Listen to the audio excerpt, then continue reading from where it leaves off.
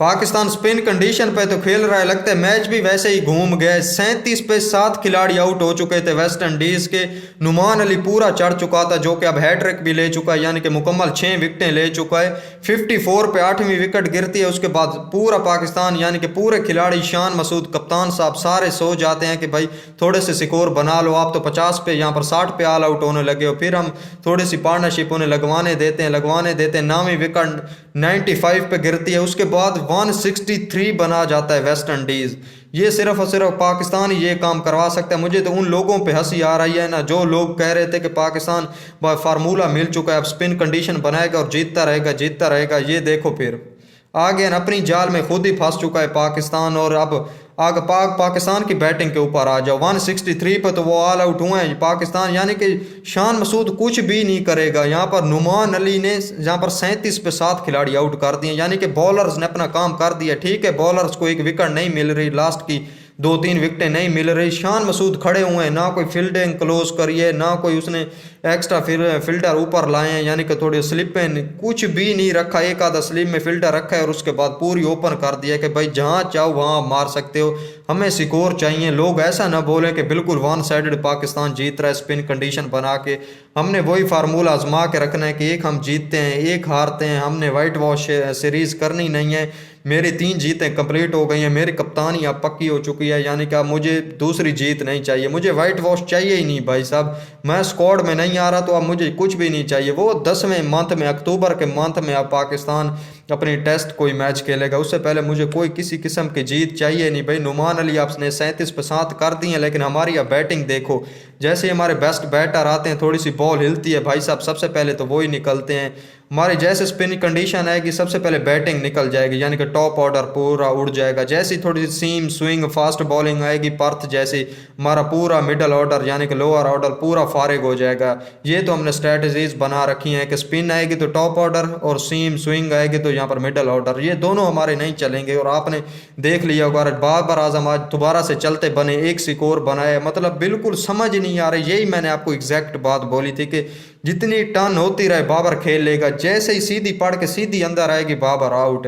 और आज आपने दोबारा से वही देखा कि बोल्ड सीधी अंदर आती है, थोड़ी सी भी नहीं घूमती, बस सीधा बॉल अंदर आएगा, तेजी से अंदर आएगा। और या तो वो थोड़ा सा नीचे हो, यानी कि बाउंस उसका इतना ना हो, लोअर बाउंस हो, सीधी अंदर घुसेगी और आउट करके चली जाएगी। आप दोबारा से आपने सेम काम देखा है। और 24 इनिंग हो चुके हैं, बाबर की एक भी सेंचुरी नहीं है। और लोग बोलते हैं कि ग्रेटेस्ट ऑफ ऑल टाइम की लिस्ट में वो आ जाएगा। ऐसे कैसे आ जाएगा? 1.5-2 साल से एक भी सेंचुरी नहीं है, तो वो अभी तो यानी कि मुझे बोलने में ऐसी यानी पे शर्म आ रही है कि आप कैसे आगे 4 से 5-6 साल की क्रिकेट बाकी रह गई है, यानी कि ग्रेटेस्ट की लिस्ट में आना तो काफ़ी बड़ा लंबर अभी उसे अचीव करने। अभी तो 9 सेंचुरीज हैं। मुझे नहीं लग रहा कि इस तरह जैसे बाबर ऐसे चलता रहा तो कोई ज़्यादा कुछ वो कर पाएगा। जल्दी से भाई स्कोर बनाने पड़ेंगे। अगर वो अगली इनिंग में पाकिस्तान को बचाता नहीं है तो पाकिस्तान को जितना उसे हेट मिलेगा या उसे जितना या पाकिस्तान में ट्रोल किया जाएगा। भाई 4 इनिंग हो चुकी हैं, किसी टर्न विकेट पे वो किसी स्कोर बना ही नहीं पा रहा भाई साहब। एक स्कोर बनना है। दूसरी तरफ यहाँ पर पाकिस्तान के नुमान अली का मैं आपको स्टैट्स बता देता हूँ। भाई नुमान अली की क्या गलती है, वो तो अपना काम करके गया था, वो तो अपनी 6 विकेटें ले चुका है, आखिरी विकेट भी उसी ने लिया, वरना ये तो कहीं 200 पर जा रहे थे। 163 पे वेस्ट इंडीज ऑल आउट हुआ है। मुझे अभी तक समझ नहीं आ रही थी 37 पे 7 के बाद 163 पाकिस्तान ने कैसे करवा दिया इस टर्नर कंडीशन पे। जैसे पाकिस्तान है, मुझे ये भी पता था कि पाकिस्तान यहाँ भी कुछ नहीं कर पाएगा, क्योंकि हमने बांग्लादेश हमारे घर पे हमें वाइट वॉश सीरीज करके जा चुकी है। और 35 साल से वेस्ट इंडीज़ ने हमें कोई सीरीज़ नहीं हराई। ये काम सिर्फ पाकिस्तान ही कर सकता है कि भाई साहब जीत लो। मुझे पता था ना ये काम सिर्फ पाकिस्तान ही करेगा। हम किसी खाते में वेस्ट इंडीज़ को नहीं रख रहे थे। आपको पता है, मुझे भी पता है कि हम किसी खाते में वेस्ट इंडीज़ को नहीं रख रहे थे कि भाई ये क्या टीम है।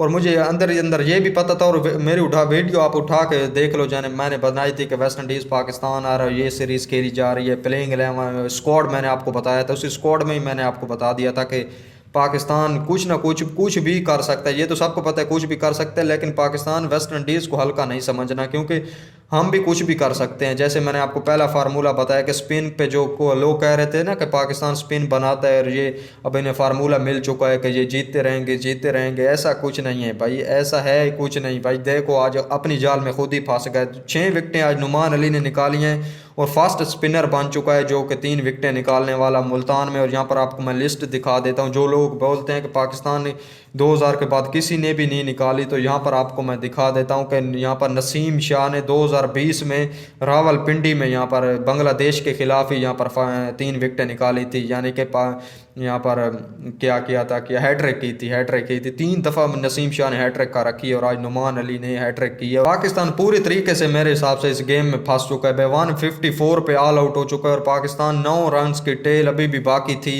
जो पे अभी मुझे लगता है कि अगर वेस्ट इंडीज़ थोड़ी सी बैटिंग कर गया, अगर पाकिस्तान इनको 100 या 120 पे ऑल आउट कर देते हैं तो फिर पाकिस्तान जीत सकता है, कि क्योंकि पाकिस्तान को अब चौथी बैटिंग करनी है। अगर ये 150 से ऊपर लगा गए तो ये पाकिस्तान से मैच जीत सकते हैं। मुझे ऐसा लगता है कि अगर पाकिस्तान को किसी भी तरीके से पकड़ना ही नहीं तो इन्हें 100 से 120 पे ऑल आउट करना पड़ेगा। जैसे 150 पर ये स्कोर पहुंचा और चौथी इनिंग आई, पाकिस्तान वहीं फारिग हो जाएगा। मुझे ऐसा लगता है कि जो ये नुमान अली पहले तो सारा काम करके हैट्रिक करके आए ना, वैसे तो टेस्ट क्रिकेट में हैट्रिक लेना अपने आप में एक बड़ी बात है भाई।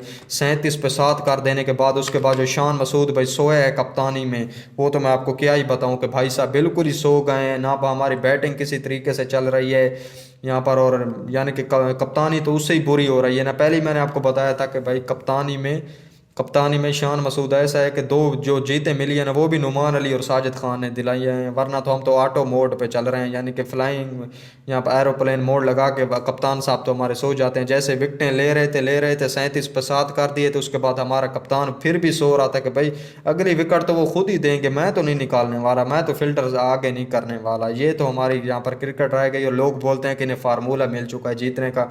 कहाँ से फार्मूला मिल चुका है भाई? वो उन्होंने सेम पिच पे खेलना है, इन्होंने भी सेम पिच पे खेलना है। ये हम कौन से कोई बड़े धुरंधर लेके हम चले गए हैं कि हम एक सेंचुरी बनाएगा, दूसरा 50 तो दूसरा 30 तो एक 70 बना देगा। ये वाला सीन नहीं है, ये भी उसी पिच पे खेलेंगे, हमें सबको पता है। इसी वजह से तो हम ज़्यादा क्रिटिसाइज नहीं कर रहे कि भाई एक फार्मूला पाकिस्तान को मिला है जीत का। ठीक है, जीत रहे हैं, लेकिन हारेंगे भी सही। अभी तो ये वेस्ट इंडीज़ है, कोई इतना थ्रेट नहीं है। बड़ी टीमों को आने तो वो कैसे फंसाती हैं फिर। ठीक है, इस वीडियो को एंड करते हैं। वीडियो पसंद आई तो वीडियो को लाइक कर देना, चैनल को सब्सक्राइब कर देना। मिलते हैं अगली वीडियो में। अल्लाह हाफिज़।